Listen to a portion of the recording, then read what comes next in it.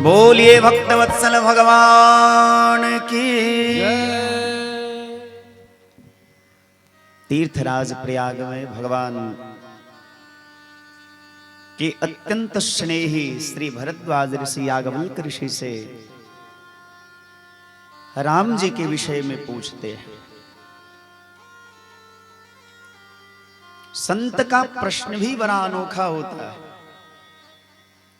वो काम के विषय में नहीं, राम के विषय में पूछ रहे हैं। मानो प्रश्न तो ऐसे कर रहे हैं जैसे कुछ जानते नहीं, पर जानते तो बहुत कुछ है। अब विचार करिए, जिनकी लेखनी में ये शक्ति हो, जिनकी वाणी में ये शक्ति हो, जिनकी बुद्धि में ये शक्ति हो, क्षमता हो कि समस्त शास्त्रों के सार को निचोड़ करके रामचरितमानस जैसे दिव्य ग्रंथ को लिख सकता है, ऐसे तुलसीदास बाबा अपने आप को बार बार कहते हैं कि मैं अत्यंत कामी हूं, अत्यंत मूर्ख हूं, मुझ में अनेकों अवगुण हैं। जो श्रेष्ठ लोग होते हैं उनकी यही पहचान है कि वो कभी अपने आप को श्रेष्ठ नहीं कहते,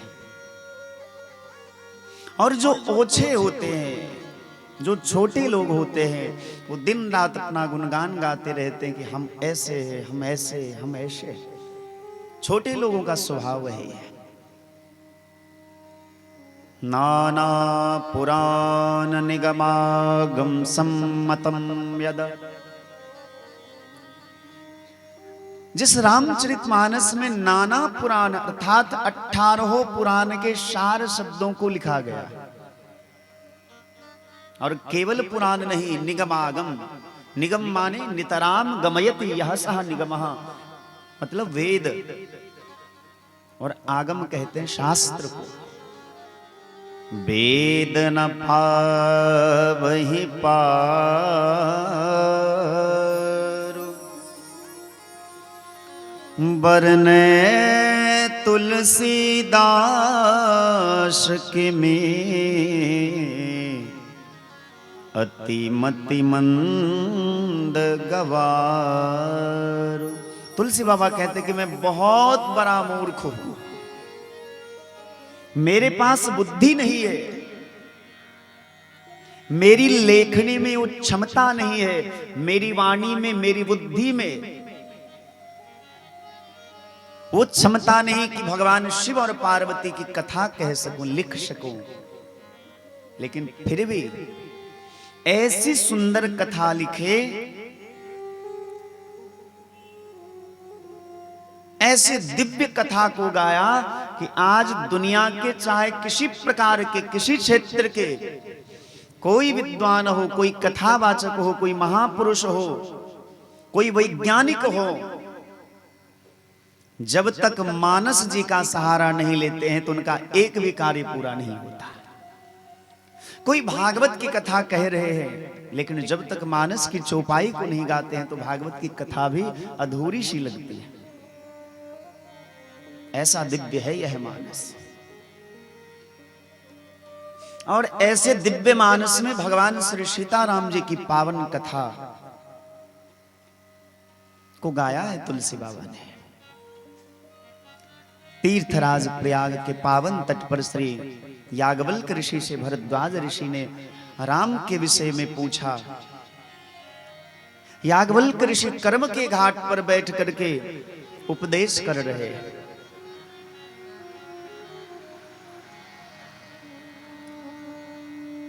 श्री याज्ञवल्क्य जी महाराज कहते हैं, हे भरद्वाज ऋषि, जिस प्रकार आपने मुझे राम के विषय में पूछा है, उसी प्रकार एक बार सती ने शिव से पूछा था। मैं आपको वह कथा सुनाता हूं। एक बार त्रेता जुग माही, एक बार की बात है, त्रेता युग चल रहा था। अभी कौन सा युग है? कलयुग है। इससे पहले क्या था? द्वापर युग। उससे पहले त्रेता युग, और उससे पहले सतयुग या कृतयुग कहते हैं उसको। सतयुग में भगवान हंस का रूप धारण करके उपदेश करते हैं। त्रेता युग में भगवान राम रूप धारण करके जीव को सन्मार्ग पर चलने के लिए प्रेरित करते हैं।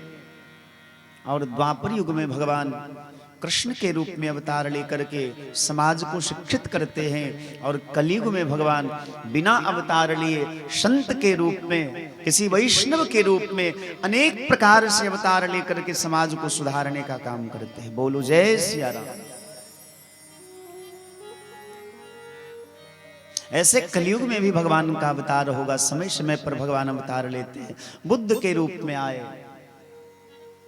जब कलयुग का केवल 800 वर्ष शेष रहेगा तो भगवान उत्तर प्रदेश में मुरादाबाद नाम का एक जिला है, उस जिले में संभल तहसील है। संभल तहसील में विष्णुयश नामक ब्राह्मण होंगे, उनके घर में भगवान अवतार लेंगे। लेकिन उसका अभी बहुत समय है। अभी तो केवल 5120-21 वर्ष बीते हैं कलयुग के। अभी तो बहुत बाकी है। 4,32,000 वर्ष आयु है कलयुग की। जब 800 वर्ष केवल शेष रहेंगे तब जाकर के भगवान कल्कि का अवतार होगा। लेकिन ठाकुर जी को, जीव को देख करके बड़ी करुणा होती है, तो भगवान किसी न किसी रूप में, संत के रूप में, महापुरुष के रूप में, साधु के रूप में भगवान आते हैं। और हम जैसे, आप जैसे जीव जो संसार में ही केवल रमे हुए हैं, ऐसे जीव को जबरदस्ती हठात बलात् हाथ पकड़ करके भगवान के द्वार तक ले जाते हैं। संत का बस यही काम होता है। किसी प्रकार से हाथ जोड़ने से हो, विनय करने से हो, झुकने से हो, जैसे हो, संत का काम है जीव को भगवान में लगा देना। एक बार त्रेता जुग माहि शंभु गए कुंभज ऋषि पाही। एक बार की बात है, त्रेतायुग का समय था। भगवान शिव को राम जी की कथा सुनने का मन हुआ, विचार हुआ।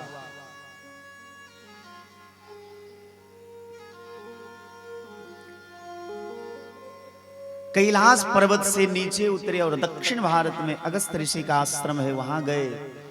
अगस्त ऋषि ने उनका खूब सम्मान किया। कितनी सुंदर उपमा देते हैं कि एक बार त्रेता जुग माहि शंभु गए कुंभज ऋषि पाहि। शंभु माने कौन? भगवान शिव। और शिव हैं कौन? तो वैष्णवानाम यथा शंभु। पूरे ब्रह्मांड में जितने वैष्णव हैं उन सभी वैष्णवों में भगवान शिव सर्वश्रेष्ठ वैष्णव है। आजकल एक फैशन चला है, लोग रुद्राक्ष पहन लेते हैं और मांस मदिरा का सेवन करते हैं। जैसे तुलसी की माला पहन लेने के बाद अभक्ष पदार्थ आप नहीं खा सकते, उसी प्रकार तुलसी के जैसी ही रुद्राक्ष की भी महिमा है। जो रुद्राक्ष धारण करके मांस का सेवन करते हैं, मदिरा का सेवन करते हैं, उनको नरक में भी जगह नहीं मिलता है। रुद्राक्ष की इतनी महिमा है।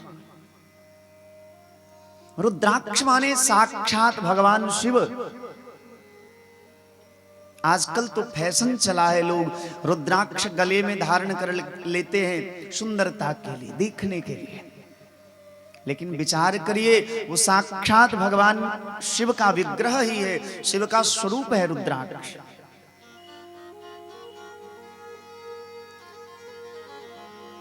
सभी वैष्णवों में सर्वश्रेष्ठ वैष्णव हैं भगवान शिव। और इतना ही नहीं, तुलसी बाबा के रामायण में, रामचरितमानस में तो शिव जी को त्रिभुवन का गुरु कहा गया है। तुम त्रिभुवन गुरु वेद बखाना, आन जीव पावर का जाना। भगवान शिव त्रिभुवन के गुरु है। लेकिन आज जब गुरु को भी कथा सुनने की इच्छा हुई तो ऊपर से नीचे आ गए।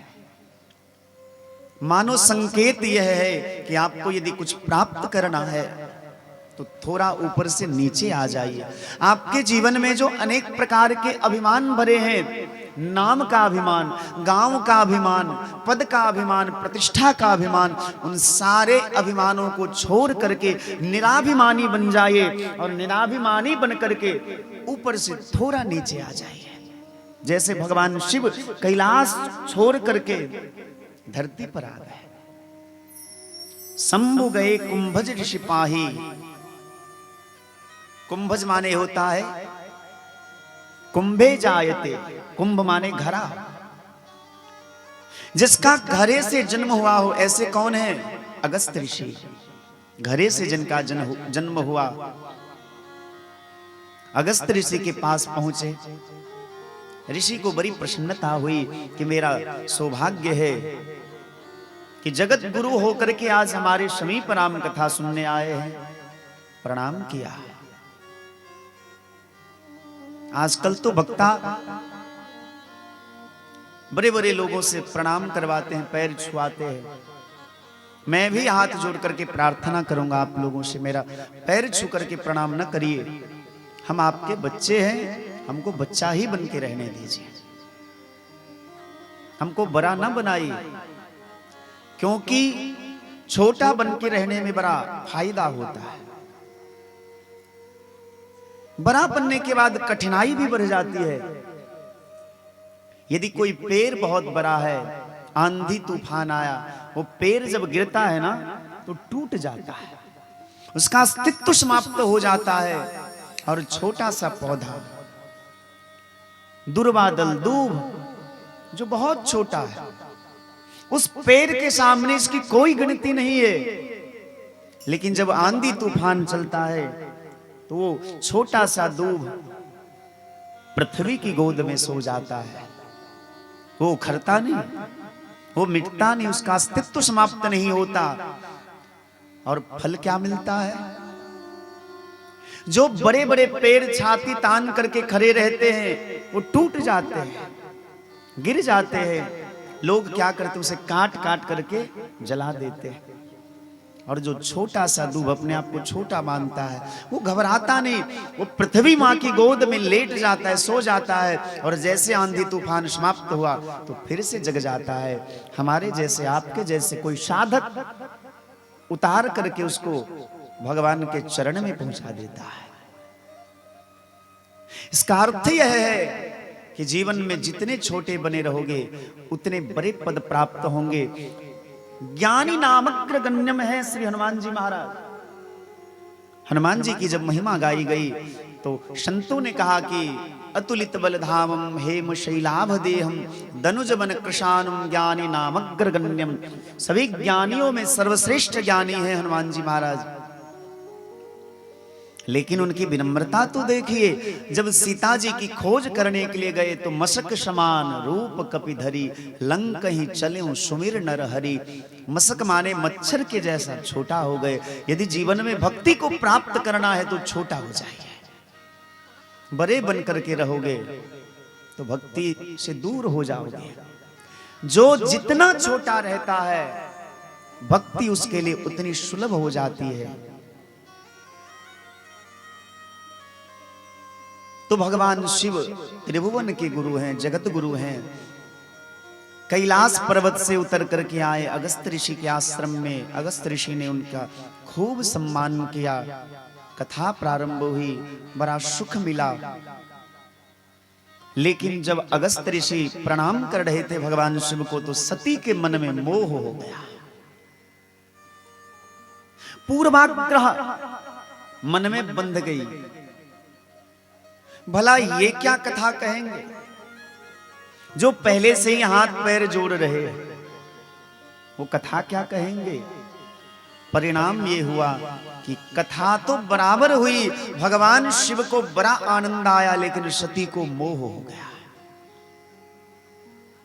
शिव जी और सती जब दोनों वहां से विदा होते हैं, कथा का फल क्या है?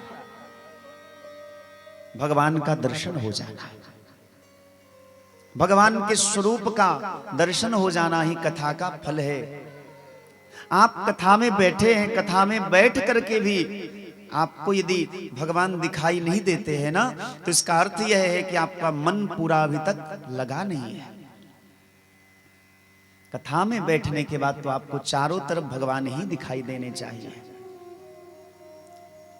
कथा सुनकर के चले भगवान शिव, उनके मन में उत्कंठा जगी कि भगवान का दर्शन हो जाए। दैव योग से पिता की आज्ञा मान करके भगवान श्री सीताराम जी वन लीला कर रहे हैं। कितना सुंदर प्रसंग है। भगवान का नाम है आनंद कंत, भगवान की जय, ऐसा हम लोग कहते हैं।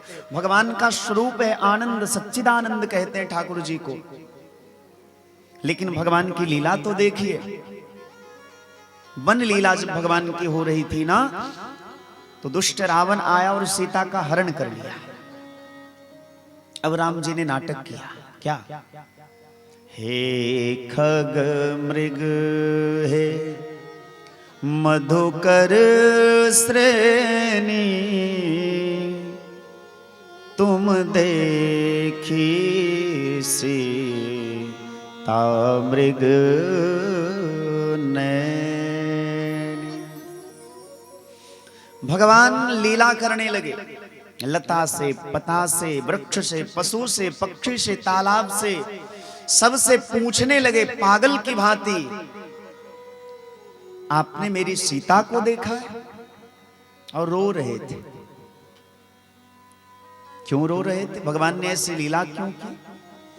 एक संत भगवान कहते हैं, जब सरकार दंडकारण्य में निवास कर रहे थे, बड़े सुखपूर्वक वास कर रहे थे भगवान दंडकारण्य में, महात्माओं ने बरसों से तपस्या की। तपस्या का फल हुआ कि भगवान श्री सीताराम जी का दर्शन हुआ दंडकारण्य में। भगवान तपस्वी वेश में है, साधु वेश में है, लेकिन पत्नी साथ में है। महात्माओं ने देखा कि ये साधु होकर के भी, तपस्वी होकर के भी पत्नी के साथ हैं, तो हम भी विवाह कर लें। हम क्यों नहीं विवाह कर सकते? पर महात्माओं के मन में विचार आया कि हम लोगों को अपनी बेटी ब्याहेगी कौन? क्योंकि दुनिया के जितने माता पिता हैं सब चाहते हैं कि हमारा जमाई सुंदर हो, हैंडसम हो, उसके सुंदर बाल हो, सुंदर रूप हो। कौन चाहेगा कि हमारी बेटी का जो पति हो, हमारा जमाई हो, जटाजूट वाला हो? कोई बाबा जी हो? कोई नहीं चाहेगा। सब चाहेगा थोड़ा मॉडर्न हो, स्टाइलिस्ट हो। अब हमारे जैसे बाबा जी को भला भाई कोई अपनी बेटी क्यों ब्याहेगा? तो महात्माओं ने मन में विचार किया कि देखो, कोई अपनी बेटी देने वाले नहीं है, और यदि विवाह करना है तो एक काम करो, आज तक हम आप सबने भगवान का खूब नाम लिया, लेकिन आज तक भगवान से कभी कुछ मांगा नहीं, चलो आज मांगेंगे। एक महात्मा कहते, भगवान से क्या मांगोगे? महात्माओं ने कहा कि देखो, हमने सुना है कि उनके चरण में एक बहुत बड़ा जादू है। वो अपने चरण से जिस शिला को छू देते हैं, पत्थर को छू देते हैं, अथवा उनके चरण रज जिस शिला पत्थर पर पड़ जाए वो स्त्री हो जाती है, ऐसा हमने सुना है। अहल्या का भी उद्धार तो ऐसे ही भगवान ने किया था। बोले हाँ, ये तो आपने लाख टके की बात कही, फिर क्या करूं? सभी महात्माओं ने आपातकालीन मीटिंग बुलाई। मीटिंग में ये निर्णय लिया गया कि जिनको जैसी पत्नी चाहिए, अब किसी को गोरी प्यारी है, किसी को काली प्यारी है, किसी को लंबी प्यारी है, किसी को नाटी प्यारी है। हाँ, सबका चॉइस अलग अलग होता है। तो महात्माओं ने विचार किया कि जिसको जैसी पत्नी चाहिए, काट छांट करके, पत्थर के बहुत शिला है, यहाँ बहुत बड़े बड़े टुकड़े हैं, उसको काट छांट करके छेनी हथौड़ा लो, माला झोरी को रख दो घर में, आश्रम में, और सुंदर स्वरूप बना लो, पत्थर की मूर्ति बना लो, इकट्ठा भगवान को बुलावेंगे और ठाकुर जी से हम सभी प्रार्थना करेंगे कि सरकार आज तक केवल आपका नाम लिया, कभी कुछ मांगा नहीं। आज हमारी इच्छा है कि हम विवाह करें, तो पत्नी को खोजने कहाँ जाते, कौन अपनी बेटी हमको ब्याहता। तो इसीलिए आप कृपा करके ठाकुर जी इस पत्थर में थोड़ा स्पर्श कर दो, तो आपका कुछ बिगड़ेगा नहीं, हमारा काम बन जाएगा। और महात्माओं ने माला का त्याग कर दिया, माला को रख दिया अपने आश्रम में, और माला की जगह पर छेनी हथौड़ा हाथ में ले लिए।